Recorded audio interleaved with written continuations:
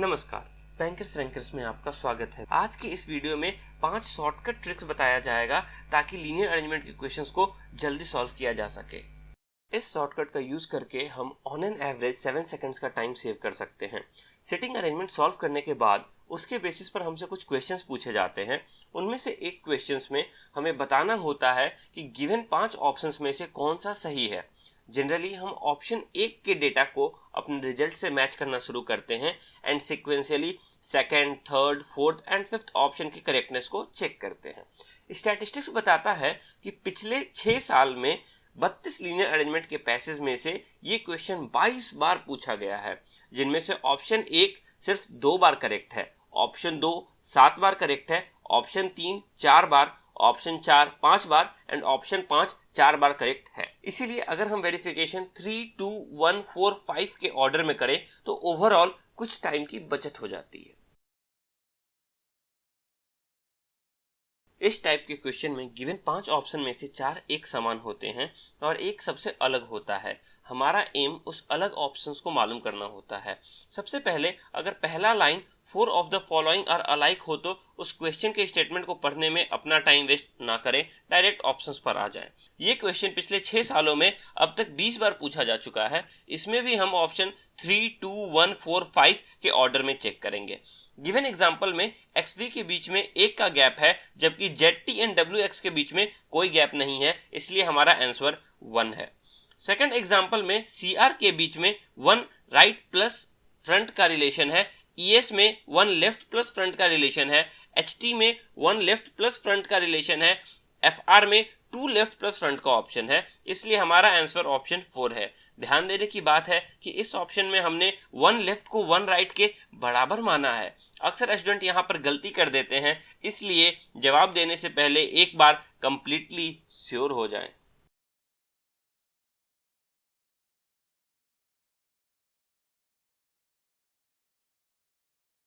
इस क्वेश्चन में आपसे ये पूछा गया है कि अगर गिवन अरेंजमेंट में person left to right alphabetical order में बैठे हों तो कितनों का पोजीशन चेंज नहीं होगा। इस क्वेश्चन के लिए आप अपने अरेंजमेंट के नीचे इंक्रीजिंग ऑर्डर में अल्फाबेट्स लिख लें और कितने कॉलम्स मैच कर रहे हैं उसे काउंट कर लें। जैसा कि इस एग्जांपल में TVX के 3 कॉलम मैच कर रहे हैं, इसलिए आपका आंसर होगा 3।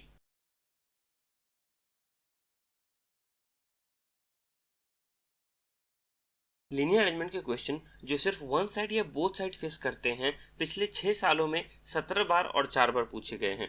इन क्वेश्चन में आप हमेशा सबसे पहले ये काउंट करें कि कितने पर्सन्स बैठे हैं, उसके बाद ही क्वेश्चन सॉल्व करें। पैरेलल रो के बेसिस पर 11 पैसेज पूछे गए हैं। इनमें आप पहला पैराग्राफ पढ़कर टाइम वेस्ट ना करें। आप सिर्फ ये फाइंड करें कि टोटल कितने पर्सन्स हैं और हर साइड के एक पर्सन्स का नाम नोट कर लें और वो किस डायरेक्शन में देख रहे हैं।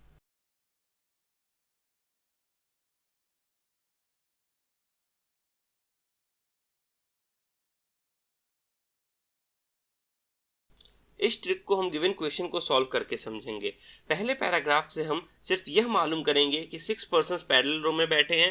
पहले रो में C साउथ देख रहा है और दूसरे रो में R नॉर्थ देख रहा है। दूसरे पैराग्राफ के डेटास को हम ग्राफिकली रिप्रेजेंट करेंगे। पहला स्टेटमेंट गिवन है C sits fourth to the left of H, यानी C यहाँ बैठ जाएगा और उसके बाद 3 डॉट और उसके बाद H बैठ जाएगा। उसके बाद गिवन है R faces one of the immediate neighbour of C का जो इमीडिएट नेबर है उसके सामने R बैठा है, यानी आइदर C के लेफ्ट वाले के सामने R बैठ सकता है या C के राइट वाले के सामने R बैठ सकता है।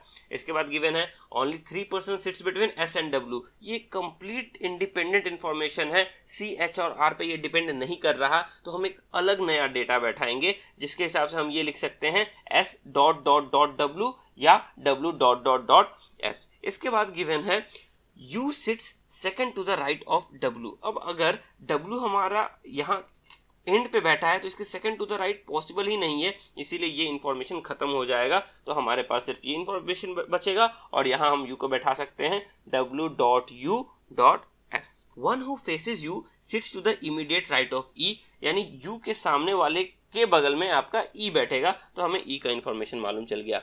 v is not an immediate neighbour of w, यानी v आपका w के बगल में नहीं बैठेगा, तो v कहाँ बैठ सकता है? एक तो uvs हो सकता है क्योंकि 6% बैठे हैं, यानी vs के भी राइट में बैठ सकता है, यानी w space u space s vv हो सकता है। f sits to the immediate right of w, एक नया इंफॉर्मेशन, f और d क्योंकि साउथ की तरफ देख रहे हैं इसलिए एफ डी हमारा स्टेटमेंट बैठेगा, इसलिए हमारा अरेंजमेंट होगा f एंड देन d।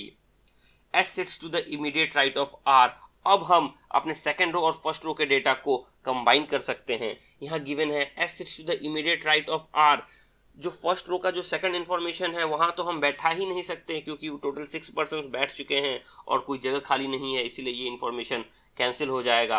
अब हम s को यहाँ बैठा सकते हैं c के नीचे।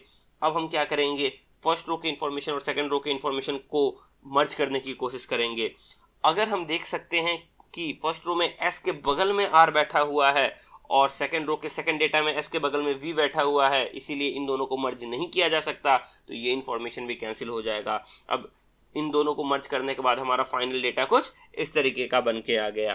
अब इसके बाद हम इसमें f और d के पोजीशन को लोकेट करते हैं, तो सिर्फ एक ही पोजीशन बचा है h f d e c।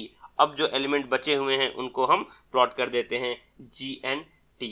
तो यहाँ हमने दो तरीका सीखा। सबसे पहले कि अगर इंफॉर्मेशंस मैच न हो तो अलग अलग डेटा बनाएं, फाइनली एंड में कुछ एक ऐसा इंफॉर्मेशन दिया होगा जिससे आपके अलग अलग डेटा कंबाइन हो सकते हैं।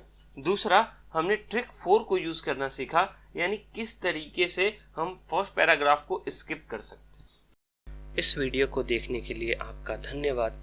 हर सब्जेक्ट के हर टॉपिक के अपकमिंग वीडियोस देखने के लिए हमारे YouTube चैनल बैंकर्स रैंकर्स को सब्सक्राइब करें।